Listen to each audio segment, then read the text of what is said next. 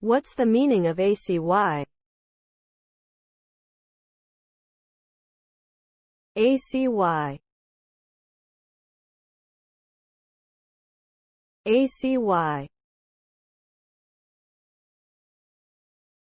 ACY. ACY. ACY. The suffix acy is often added to words to form abstract nouns that indicate a state or quality. For example, democracy refers to the state of being governed by the people, while accuracy refers to the quality of being precise or correct. Words ending in acy are often used in formal or academic contexts to convey a sense of authority and expertise.